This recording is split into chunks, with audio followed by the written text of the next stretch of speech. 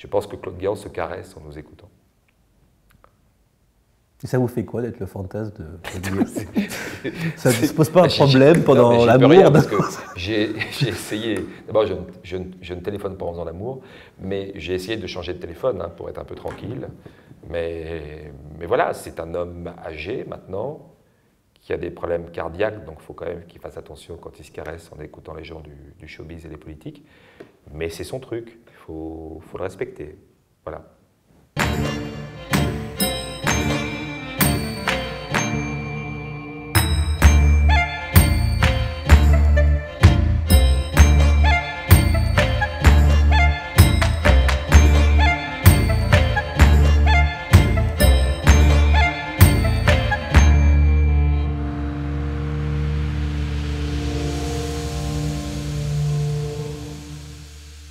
Je suis un Beatles chez les handicapés, parce que j'ai fait un sketch sur eux et qu'ils ont vraiment aimé que je les taille, entre guillemets, parce que certains sont déjà raccourcis. Et l'humour. Voilà, et ils adorent ça. Et j'ai parfois une rangée de fauteuils dans mes spectacles. Une rangée de fauteuils. Et Dieu sait si c'est chiant, parce que parfois ils ont des trucs qui font du bruit, des respirations, des trucs. Mais bon, voilà. Ça me rappelle un excellent sketch de Fontéval sur pas, les handicapés. Ne dites pas de gros mots. Entre un pédophile et un... Ouais. Et un... Non, il n'y a pas de mot. Pour Val. Oh, pour Val... De grâce, voilà. Donc, pour Val de grâce. C'est facile. Non, mais c'est bien. Ça sera notre conclusion. Non. Quel enfant étiez-vous? Dans les jupes de sa mère, très introverti au début, très timide, très amoureux de sa mère. Comme quoi j'ai bien changé. Et voilà, ma mère a été ma première femme, je crois. Puissant, ça. Ouais, c'est puissant, je me laisse... il y a une petite respiration. Une petite respiration. Quelque chose d'étonnant dans le début du DVD. On voit votre fille. Je me suis dit, merde, il fait du Drucker. Sauf Drucker, c'est les chiens, lui, c'est les enfants. Pourquoi? C'est très étonnant, ça.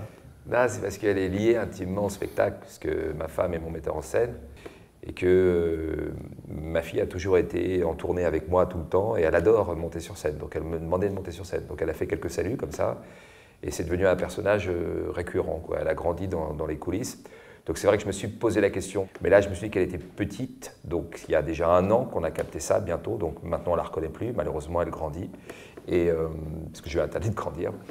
Et donc on ne la reconnaît plus, donc voilà. Et puis très égoïstement aussi, ça me fait un joli souvenir. D'où vient cette inspiration au mal et qu'est-ce qui a été le déclic pour s'inspirer de ça? Un jour, c'est un hasard, on m'a demandé de faire le portrait des invités. Et je me suis dit, quitte à faire le portrait des invités, autant les démolir, quoi. C'est plus drôle. Donc je me suis fait une réputation comme ça de méchant, mais totalement malgré moi. D'ailleurs, dans la vie, je suis quelqu'un d'extrêmement gentil. Je pense que pour jouer un méchant, faut être gentil. C'est vrai que j'aime bien énerver les puissants, quoi. J'aime bien... J'aime bien emmerder le monde, je pense, quelque part, un peu, quoi. J'aime bien ça. La joke de la photo de Hollande pour votre mariage, ça a bien marché, ça. J'étais content. Mais c'était pas fait pour. Parce que moi, mon attaché de presse m'avait dit, il y aura des paparazzis à l'extérieur. C'est inévitable, tu ne peux rien faire. Donc, mais je ne pensais pas qu'il y aurait un paparazzi dans nos amis. Donc voilà, Muriel s'est dit c'est quelqu'un de la famille de Stéphane, et moi je me suis dit c'est quelqu'un de la famille de Muriel, donc on ne l'a pas vu. Donc ce que je voulais vous dire par là, c'est que le Hollande sur Sarkozy, c'est pour faire rire mes potes, les 100 personnes qui sont dans la salle. Ça n'a pas vocation à sortir. Après c'est sorti, ça a foutu le bordel, j'en suis très content, surtout que ce que vous ne savez pas, c'est que le lundi matin, Claude Guéant en personne et le ministre de la Justice, Michel Mercier, téléphone à la mairie de Ville-d'Avray pour hurler en demandant à ce qu'on annule mon mariage. Donc finalement, ces gens-là n'ont rien à foutre, quoi. Ministre de l'Intérieur n'a rien à foutre. Comment vous résumez ces 20 ans de carrière? Énormément galéré au départ, et j'ai eu de la chance. Après, bon, on dit que la chance, on la provoque, et certainement, j'ai dû à un moment donné la provoquer, mais voilà, moi c'est vrai que j'ai vu tous mes petits camarades démarrer en même temps que moi, ou même après moi, et réussir beaucoup plus vite que moi. En plus, j'étais dans une période où il y avait Danny Boone, la même année, Gad Elmaleh, Michel Muller, moi, enfin un truc incroyable, Jamel, voilà, tous les 5. Et eux sont devenus de grosses vedettes en 2 ans, et moi j'ai mis 15 ans. Est-ce que vous avez des interdits quelque Non, part, l'interdit, ou... c'est est-ce que c'est drôle ou est-ce que c'est pas drôle? Et est-ce que c'est gratuit ou est-ce que c'est pas gratuit? C'est le sketch des proches sur la Shoah. Ah, il y en a qui... Et moi, ce sketch, il dit quelque chose. Et ce que j'aime, ce qui est fort, c'est quand il n'y a aucune ambiguïté. C'est-à-dire que quand des proches arrivent et il dit « on m'a dit que des juifs se sont introduits dans la salle », on sait tout de suite qu'il n'est pas antisémite. Il n'y a aucune ambiguïté. Il dénonce quelque chose. Ce qui me gêne, moi, dans l'humour, c'est quand ça devient ambigu, quand ça devient malsain, quand c'est pas drôle, et quand ça devient presque politique, comme une forme de meeting. Désolé, là, pour pas le citer. Pour pas le citer. Où là, tout d'un coup, on quitte le terrain de l'humour pour autre chose. Mais dans le monde d'aujourd'hui, où vous parlez souvent du comique, la place du comique dans la société, il y a du comique partout maintenant, il y a du comique lyophilisé, et ainsi de suite. Il n'y a plus de place finalement à l'interprétation, ça doit être premier degré. Ou alors il y a les imitateurs qui peuvent à peu près tout faire. Bah parce qu'ils sont protégés par l'imitation, les imitateurs. Mais le rire, en ce moment, c'est devenu... regardez sur Europe 1, je veux dire, il y a un moment donné, c'est rire, faut rire. Par exemple, quand on m'avait dit qu'Anne Romanoff avait été élu humoriste préféré des Français, on m'avait dit « ça vous ferait plaisir », j'avais répondu non. J'ai pas envie de plaire à tout le monde, ça m'intéresse pas. J'ai pas envie d'être élu comique préféré des Français. Vous faites rire, mais il y a un côté, il y a une mélancolie, je trouve, un peu chez vous. Il y a le clown triste, enfin il y a la figure du clown triste. Vous le ressentez aussi, c'est vrai, ou c'est une mauvaise perception? Non, non, enfin, ça me fait même plaisir. Moi, j'ai vraiment envie de, sans en faire un artifice, mais j'ai vraiment envie de ça, quand l'émotion, tout d'un coup, elle peut, comme ça, affleurer sur le sketch, par exemple, sur la crise économique. Vous savez, perdre plusieurs millions d'euros en quelques minutes, c'est une expérience que je ne souhaite à personne. Où je campe ce personnage de milliardaire totalement insupportable, et à la fin, il y a une sorte de rire comme ça, malsain, le rire s'arrête, et il y a une phrase où il est totalement désemparé, et où on perçoit derrière que ce mec est seul, et malgré ses milliards, il a une vie de merde, sur une phrase, sur une intonation. C'est amusant d'être pauvre. Quelques heures. Quelques heures. Pas plus. Ça, je trouve ça hyper intéressant. Moi, c'est ce que j'ai envie de voir quand je vois un humoriste sur scène. C'est tout d'un coup, on est dans le rire, et puis il y a la cassure, il y a la fêlure. Mais encore une fois, il ne faut pas en faire un artifice. Mais du coup, votre mélancolie, ça vient de vous? C'est une construction? Parce que vous êtes un homme heureux dans la vie, vous avez des enfants, vous êtes une femme. On ne sent pas un drame et on se dit, mais d'où ça vient, cette mélancolie? Non, mais ça vient d'une angoisse, existentielle que j'ai, que d'autres ont, quoi. Je veux dire, moi, j'ai les angoisses, je pense, de tout le monde, quoi. J'ai l'angoisse du temps qui passe, j'ai l'angoisse des enfants qui grandissent, j'ai l'angoisse de la mort, de la maladie, de la disparition des gens que j'aime. J'ai des angoisses. Par exemple, je ne supporte pas de voir une photo d'un de mes enfants petits. Je ne supporte pas qu'ils grandissent. Alors que c'est très con, c'est un enfant, il ne fait pas grandir. Mais voilà, j'ai des nostalgies très fortes. Mais par exemple, je peux voir une photo de Lino Ventura et je peux être très très ému en me disant « mais pourquoi je ne peux pas dîner avec Ventura? Ah, il est mort. » Et je suis désemparé. Je suis désemparé par le côté très, très, très bref de la vie. Je trouve que la vie passe terriblement vite. La mienne et celle des autres. Donc vous voyez, cette angoisse, on la retrouve évidemment dans mes spectacles. 45 ans, c'est l'âge que j'ai, enfin un peu plus. Vous êtes à un moment donné où vous vous dites « putain, j'ai fait plus de la moitié ». Et là, le reste risque de passer très vite. Un truc qui vous a... Alors les gens sont en dépression. Il y a beaucoup de gens qui sont en dépression à cet âge-là. Parce que c'est un truc que vous n'avez pas aperçu. C'est-à-dire 20 ans, on se construit, machin, il faut trouver du boulot, il faut travailler, 30 ans, les premières amours, les trucs, les enfants, etc. Et tout d'un coup, on arrive à 45 ans, hop, on commence un peu, normalement, si tout va bien, à s'installer. Et tout d'un coup, on a cette angoisse de se dire, oh putain, c'est passé super vite et je vais de toute façon vers une dégradation inéluctable.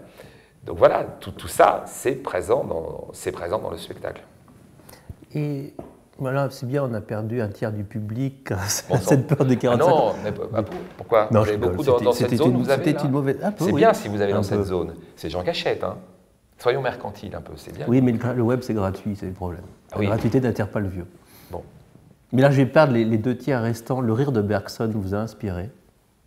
Non, du tout. Du tout. Est-ce que vous avez l'angoisse du bide? Ah bah heureusement. Une question conne maintenant. Être détesté par plein de monde, c'est dur en termes de karma?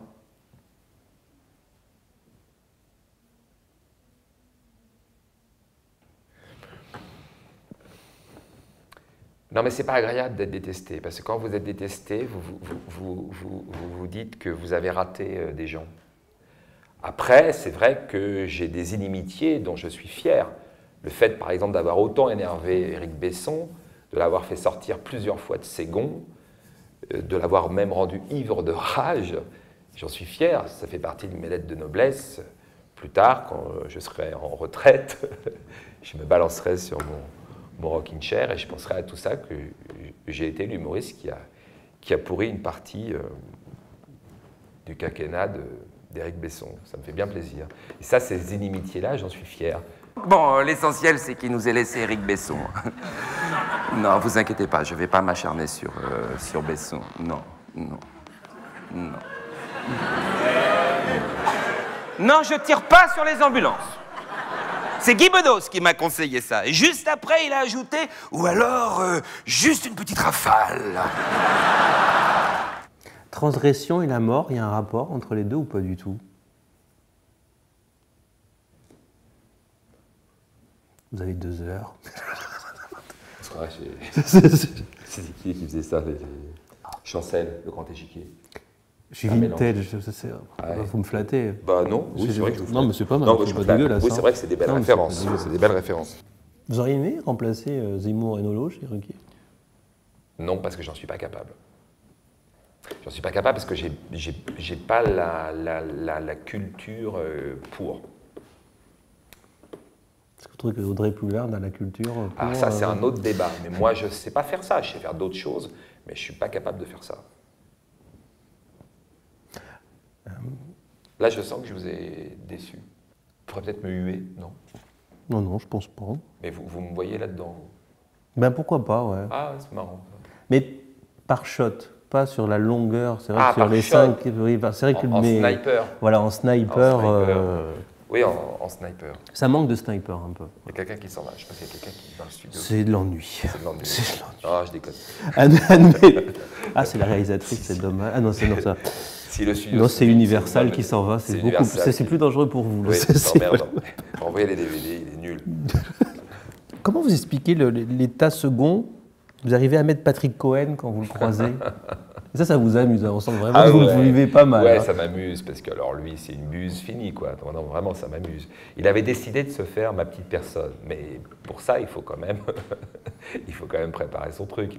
Je savais qu'il le ferait, parce que tout le monde connaît Patrick Cohen dans le métier. Donc voilà, en plus, il m'a très mal attaqué en disant que je tirais sur une ambulance en faisant un truc sur DSK dans Libération le jour même, alors que franchement, je pense qu'on pouvait m'accuser de tout, sauf d'avoir manqué de courage face à DSK. Et je pense que question courage, notre ami Cohen peut prendre des cours. Qu'est-ce qui se passe dans votre tête? Là, tout de suite? Tout de suite, ou en règle générale? C'est tout le temps en action, l'angoisse, c'est un volcan, il y a des moments de calme, c'est un paysage corse? Ah, ça peut être un paysage corse, ouais. C'est même le problème, ça. Parce que je pourrais devenir contemplatif.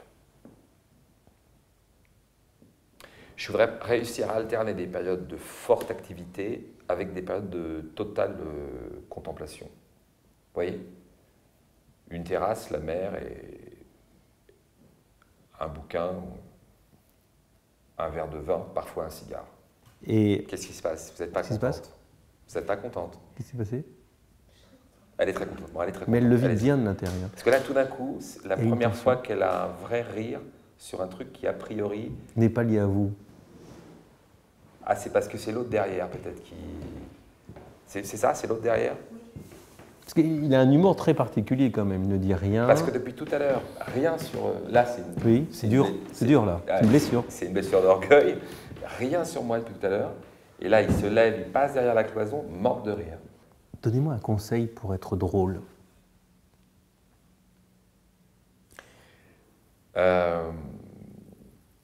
Pour être drôle, je pense que vous l'êtes déjà. Là, vous avez trouvé quelque chose, une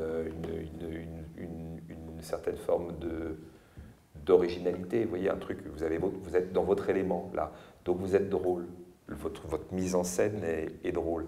Et arriver à être drôle avec les trois, là, qui sont sinistres, à part Mademoiselle, qui était morte de rire quand monsieur est passé derrière le pendrillon, je trouve que c'est un tour de force.